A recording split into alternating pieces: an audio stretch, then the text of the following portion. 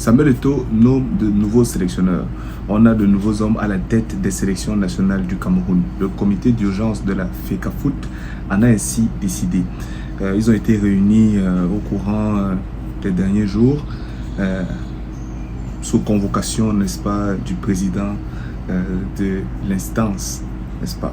Le comité a pris des résolutions et dans ce sens, Seydou Alioum n'est plus le sélectionneur des Lions Aprime. L'ancien international camerounais nommé en 2022 est remplacé par So Simplice. Cette vidéo est sponsorisée par Frequency Click, supporter inconditionnel des Lions Indomptables du Cameroun et sponsor officiel de Raw Zone TV. Avec Frequency Click, tu as accès à du contenu qui te permet d'apprendre toutes les bases et les fondamentaux du marketing numérique pour pouvoir lancer ta propre entreprise en ligne.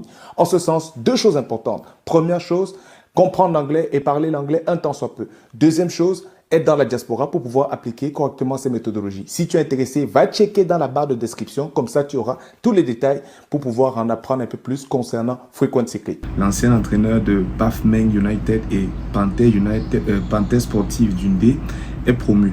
En réalité, il avait fait monter ces deux équipes en division supérieure en 2 années consécutives.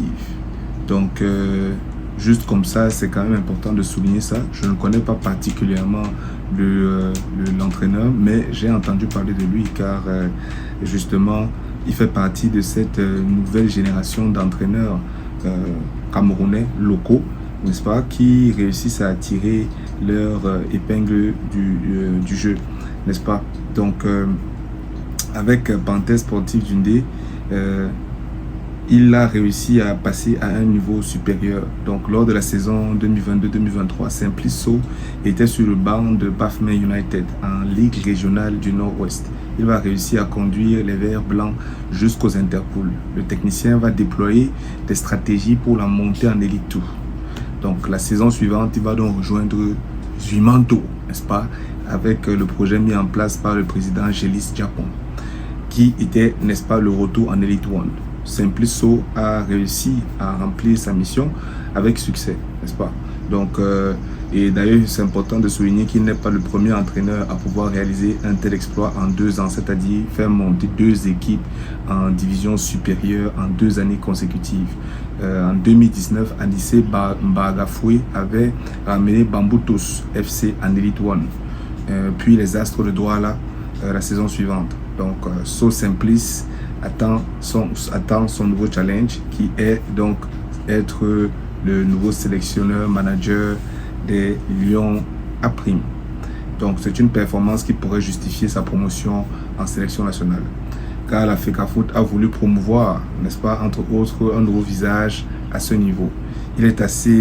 Il sera assisté dans sa mission par Koung Anissé, passé par Aigle de la Menoire, Renaissance d'Ongoumou, le technicien connaît bien le championnat local. Donc cette saison, il était sur le banc de touche de Fauve Azur Elite. Donc déjà par rapport à la catégorie des Lions Aprime, nous savons qu'il y a le CHAN qu'ils doivent jouer. Et je ne sais pas c'est à quand, au moment de la dernière fois que le Cameroun a remporté cette compétition. Je sais que on a vu quelques éditions, je ne sais plus c'était quand la dernière édition, mais en tout cas, les performances du Cameroun ces dernières années dans le CHAN ne sont pas à mon goût exceptionnelles. Donc c'est à bien des égards le reflet de notre championnat local.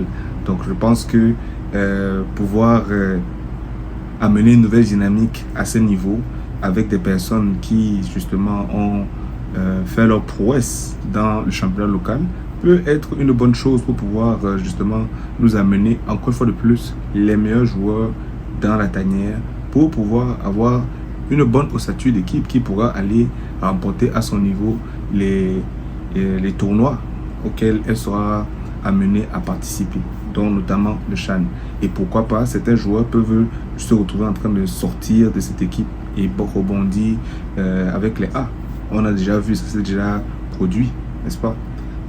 Donc c'est ce que moi je peux dire déjà rapidement par rapport à ça. Sinon, dans la catégorie des U17, il y a Jean-Pierre Fiala qui cède son poste à Seydou Alioum. Donc on a levé Seydou Alioum chez les Aprime et on l'a mis chez les U17. Et lui, Pierre Fiala, il passe chez les U15.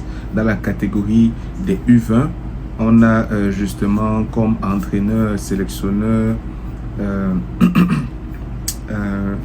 Kemwe Ivan, et son adjoint c'est Pius Njefi, n'est-ce pas? Donc ce sont quand même des informations intéressantes, parce que je pense que Pius Njefi peut avoir un très bon apport. Je pense que Kemwe Emmanuel, si je me trompe, Kemwe Ivan, si je ne me trompe pas, il a dû être le coach de la sélection des Lions qui ont participé au tournoi. Je ne sais pas si c'était de la francophonie au Congo. Bref, il y a eu un tournoi là qu'ils ont joué, ils ont remporté. Et je crois qu'en finale, ils ont dû affronter, je pense, le Burkina Faso.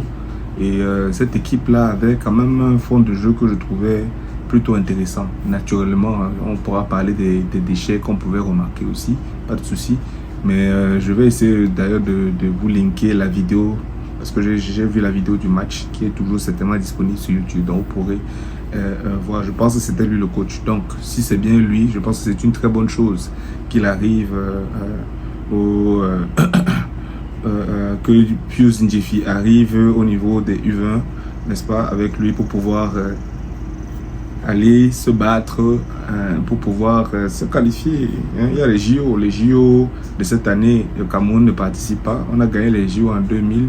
Je pense qu'il faut remettre un peu une dynamique dans laquelle, n'est-ce pas, les espoirs peuvent se retrouver en train de redevenir performants. Bref, vous comprenez très bien que on doit être capable de bien structurer toutes ces sélections afin que, comme dans d'autres pays, que les choses puissent aller crescendo, c'est-à-dire qu'on puisse voir des joueurs qui quittent les U15, qui évoluent graduellement jusqu'à arriver chez les A.